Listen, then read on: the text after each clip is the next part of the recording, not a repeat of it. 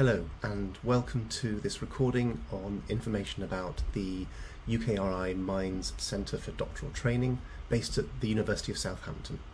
I'm Tim Norman, a Professor of Computer Science at Southampton, and I'm the Director of the CDT. You'll also hear from my colleagues Christine Evers, Bahar Astagari and Rina Pal. So what is why is this centre being set up? So back in 2016, a report was done for the UK government about AI, the potential impacts of AI, how we want to exploit the rise in the application and use and innovation around artificial intelligence. And one of the outcomes of that report was an investment of £100 million in the upskilling of people, actually training experts in AI. And they're doing this through centres for doctoral training and other methods. And MindCDT is one of these 16 AI CDTs. And it has a particular focus on AI and engineering. The idea is to move AI to the edge of the network, on small, low-powered devices, how humans interact with these systems, etc. So what we're doing as a centre is, over 5 years, bringing in around 12 students each year to fund effectively 60 PhD scholarships. The students are provided with an enhanced stipend, and the supervisory teams are brought together from the engineering side, but also the AI side, and also further involvement with our industry partners. We also focus on thinking about responsible research and innovation. How do we consider the potential impacts of AI, algorithmic techniques, etc., for society, for the economy? We're building a really engaging, inclusive environment for research, and as well as training experts, the new generation of experts in AI, we're also wanting to deliver leaders on research and impact as well. So we've got training programs around entrepreneurship, thinking about how you influence public policy and engage with the public so that we can develop a broader understanding of the benefits as well as the dangers of AI. So who's involved? I'm Director Christine, who you'll hear from later, is the cohort lead, essentially sort of keeps the cohorts of students working effectively together. Bahar is responsible for recruitment. Rina is a real expert in outreach. Themis Programakis, who's a professor in nanotechnology, is co-director of the CDT. Rob Maunder is very much, and Rob as well as Dimitra Georgianu are focusing on impact. So how can you maximize the impact that you develop through your research program? And Alex Serb is running a STARS program, which is a sort of short-term engagement with industry partners to help translate research. So our vision for the CET is oriented around 4 research themes. 2 are driven principally from the engineering side of things, and 2 principally from the AI computer science side. So I'll give a sort of a very brief overview about these research themes. Firstly, the nanoelectronic technologies for AI. This is really looking at new types of compute hardware. How do we go beyond the existing CMOS technologies that are used in everyone's laptop, mobile phone, etc., to optimize new electronics that can be embedded in edge devices. Possibly massive parallelism, such as the Spinnaker architecture, event-triggered computing, neuromorphic circuits, those sorts of new types of compute that are going to enable AI algorithms to operate at the edge. We also have to look at this sort of edge computing AI from the algorithmic perspective. So how do we efficiently embed these techniques in low power devices? Deep learning is very well known for its general classifier performance, but it relies heavily on big compute. How do we look at techniques to reduce the complexity of these networks, but maintain the performance to a certain extent? The second theme, more focused on the hardware side, is very much interested in looking at how do we manage what we do in hardware and what we do in software, and optimizing that split between the hardware and the algorithmics. Looking at hardware acceleration, looking at techniques for embedding algorithms in hardware and how that affects the way the hardware operates. And the final theme is, well, okay, we've embedded AI algorithms in edge devices, but they're not operating in isolation. They're operating in networks. They're also operated in autonomous vehicles, in autonomous devices. How do we get these systems to work together? And how do we use input from the environment in order to learn? And that's a technique called reinforcement learning. So we're looking at sort of multi-agent learning. How do we trust these systems, and how do people interact with these systems of AI agents? So it's very much focused on those research themes, and you will you will work with your supervisors to build your own research project around one or two of those themes. But we're also delivering enhanced training. So how do we communicate our research? Certainly we want to communicate it to other researchers so that we can generate academic impact from our research.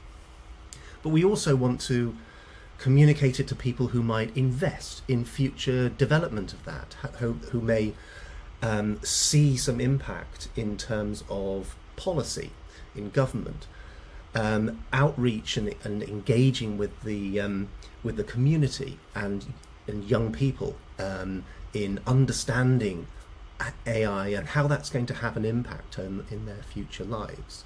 So as an example, Barton Peveril Sixth Form College in Eastleigh near Southampton is one of our partners working with us to help to understand the sort of outreach activities that would bring value to young people. We help you to develop your research question, looking at rigorous literature reviews, looking at novelty significance. And we also work with this is one of the routes where we work with our industry and government partners, where we put together team challenge projects. And these are some of the logos of some of the companies that we have worked with in these team challenge projects. So in terms of the structure of the PhD, of a 4-year research program, we start off with 2 semesters of taught modules. Okay, so this is very much focused on the sort of the enhanced training, looking at communication strategies, building your own research question and the team project. But we also are work with you to identify what additional taught modules would help bootstrap your research. So you might be focusing more on deep learning, so doing a module on deep learning would make sense. You might be interested more on nanoelectronic devices, and so selecting an optional module on that topic to bring up your knowledge and understanding.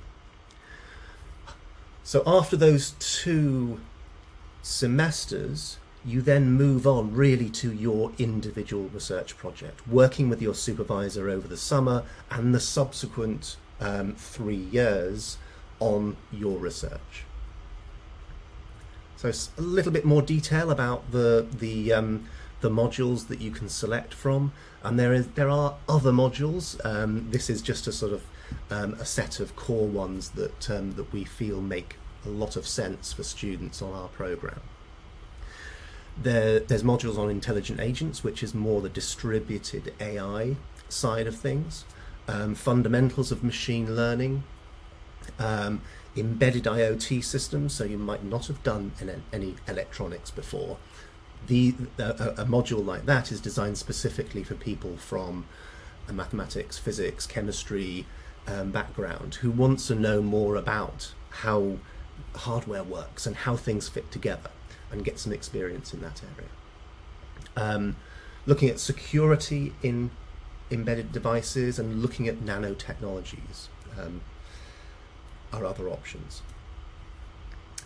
So the core modules that in semester one, I mentioned these a little bit. So Mind 6001 is looking at the responsible research and innovation agenda.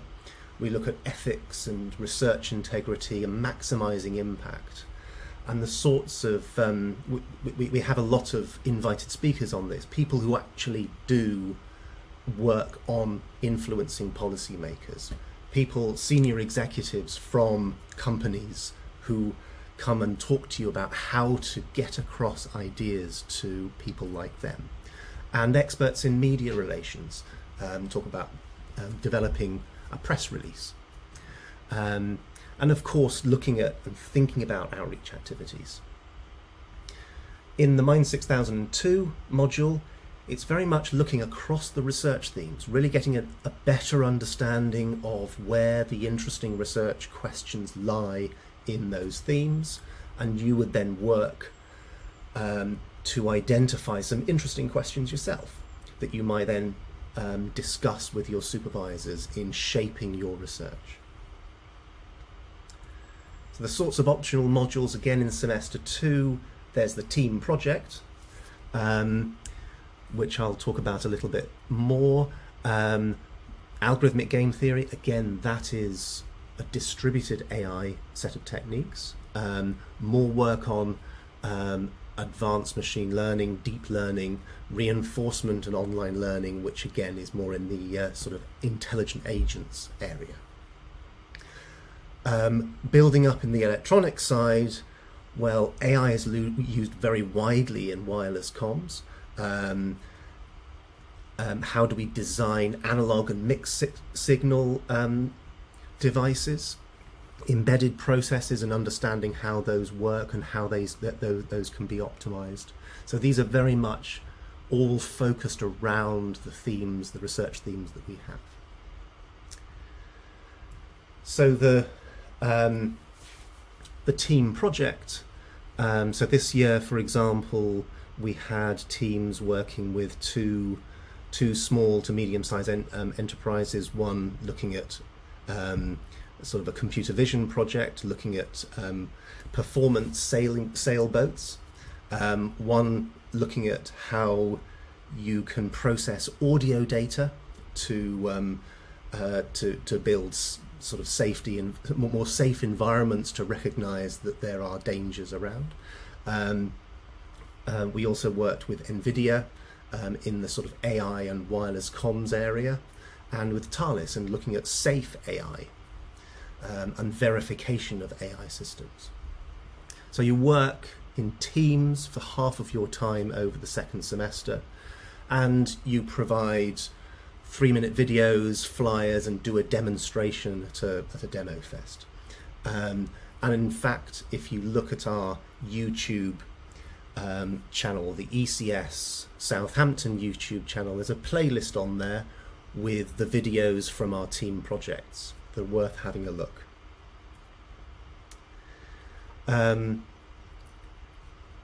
Again, I'm back to the responsible research and innovation. It's a theme that runs through the whole program, through the whole 4 years. So we start off in semester 1 with Mind 6001. We learn about the principles and we apply those to existing research projects, so someone else's research. Then in the team project, you apply exactly the same principles to your team project and do an impact assessment. and then we expect you to apply that impact assessment strategy throughout your degree, looking at your own individual research. And there are a number of opportunities, additional opportunities that we have in the CDT. So during your research phase, typically you're going to go on a 3-month period internship working with industry or government. And this is all about putting your research into context, and you can learn a great deal from doing that that's going to inform the research that you do in the future. We also have interns over the summer.